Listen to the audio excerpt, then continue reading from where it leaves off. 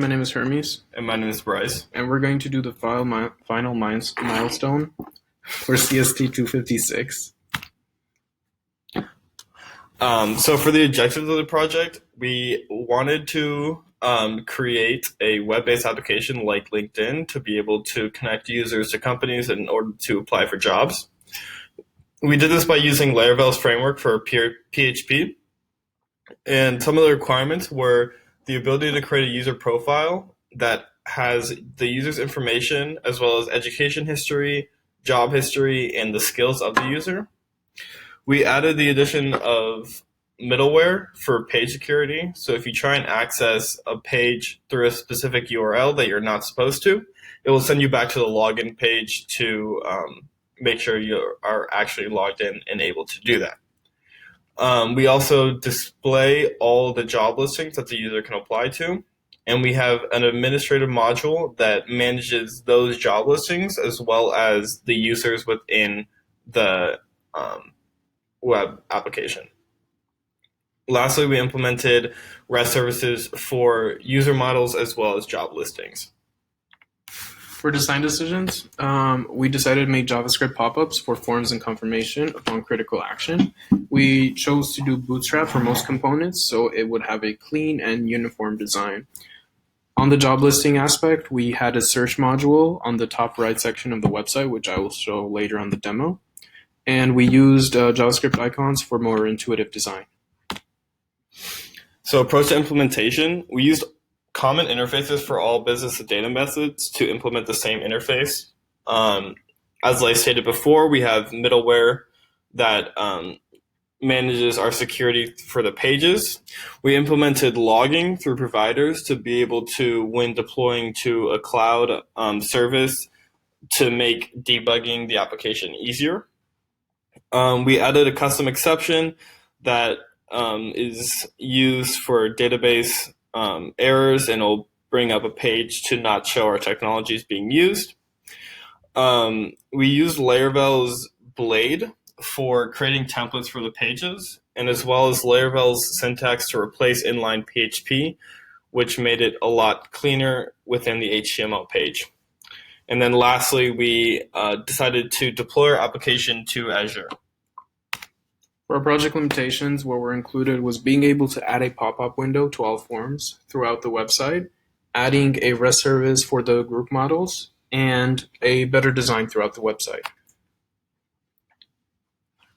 Future revisions, we would like to add functionality to our homepage. As of right now, it's a blank screen that just has a message when you log in and when you register saying thank you for joining or welcome back.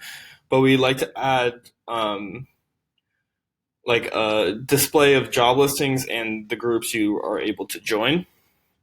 And then on top of that, we would like to add more functionality to groups, such as like a message board that you're able to post to specified to that group that you're in. Like in LinkedIn, they have a messaging service, so we would like to implement that to have users and employers or users and users be able to connect to each other through that. And then we do not have any functionality besides a confirmation for our job listings when you apply. So we'd like to add some back-end stuff to be able to know which jobs the user has applied for and be able to display that to the user. And now we will go over the application in Azure. Okay, so I'm going to demonstrate login registration as well as some other features, but before starting that, I'm going to demonstrate the page security, which is middleware. So if I try to go to the home page, it's going to take me to the login form. So I'm going to first do registration and entering just one character in all of these to display data validation, and it's going to give me the data validation messages. Let's start.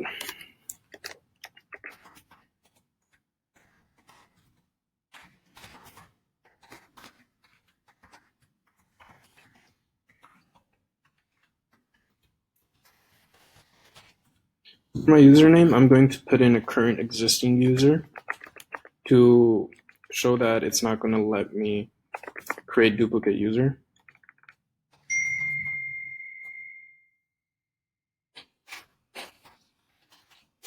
So if I click register, it says that username is already taken.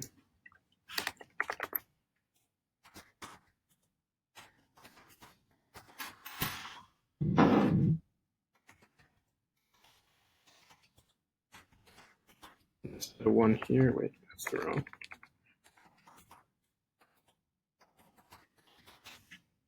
And then it's going to take me to the home page. So in the home page, I'm going to demonstrate the CRUD availability for all of these. First, the user.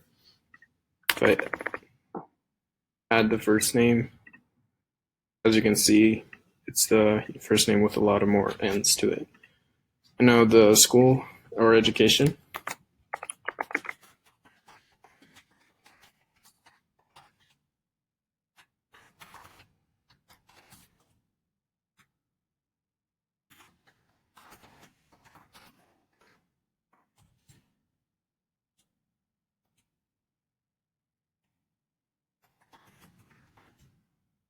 Add it. Might take a while.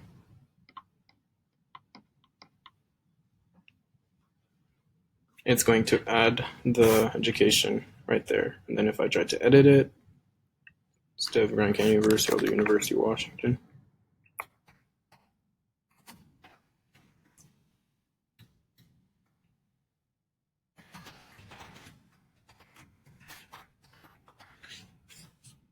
Save changes.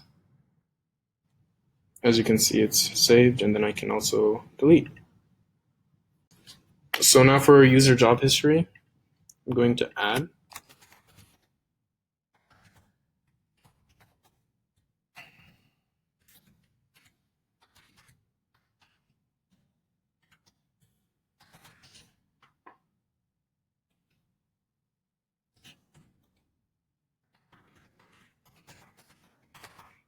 And then once I add, I'm going to display right there, and then I can also edit it.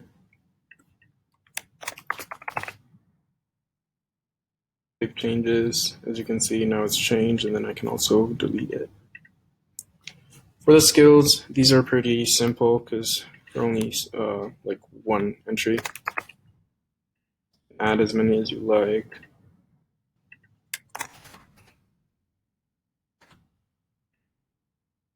And then you can also edit them.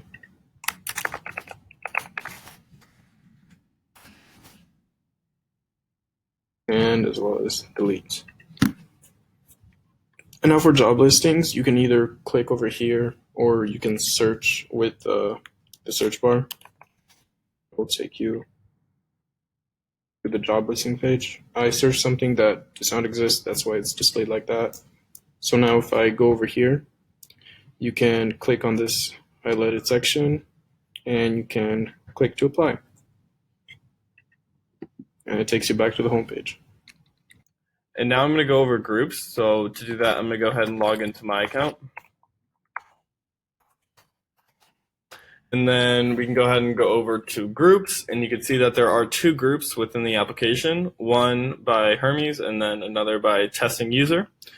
And as you can see, there's two options for the different groups because I'm a part of this one.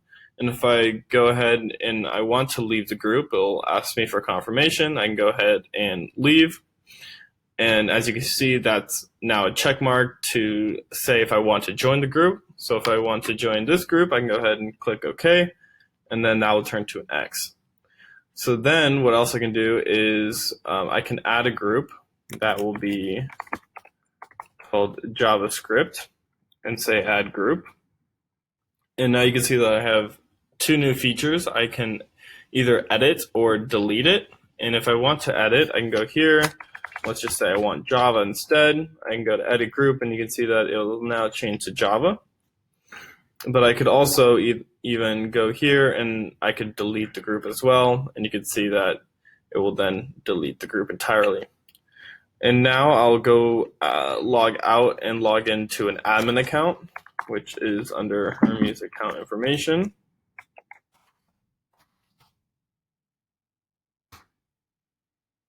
And then the nav bar will change to give access to the admin page.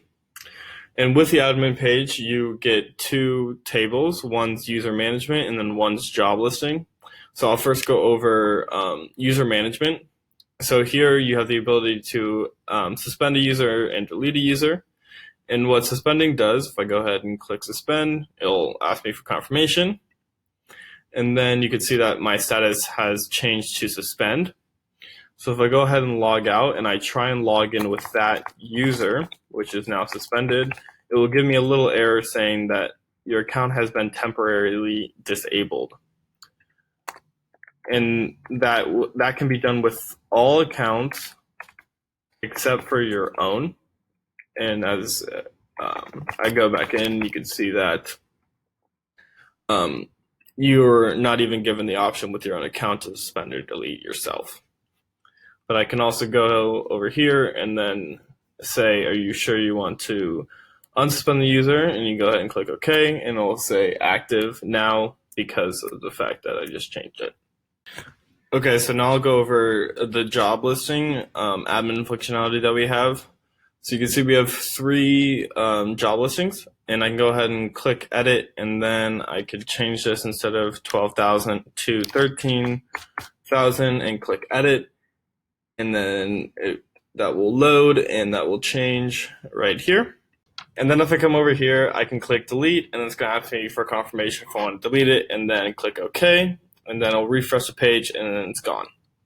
So then I can come back in and I can add a new job listing and say test job, test company. Salary is going to be 10 grand. It's a good start off point. And then programming will be our skills. And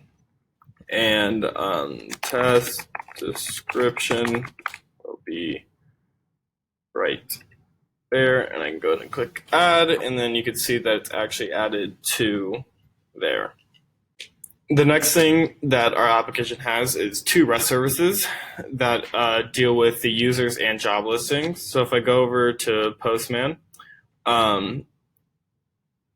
to get all the users, it'll simply be the URI of users REST, and we can go ahead and send that request and make it pretty and see that we use the DTO design pattern in order to encapsulate our data that we pushed to the that we got from the request. And you can see that these are all the users that are within our database. And then if we want to get a specific user, you just add to the URI the ID that you want for the user, and you can go ahead and send that, and it will bring up all that information, again wrapped in a DTO. Same thing for job listings. We can get all job listings by going to jobs REST and making that request. And you can see that the two job listings we have are right there. And then as well as the job listing by a specific ID is the same thing as a user by a specific ID. That will then just give us the users or the job listings that are under that ID. And that is all the functionality for our presentation. Thank you for watching.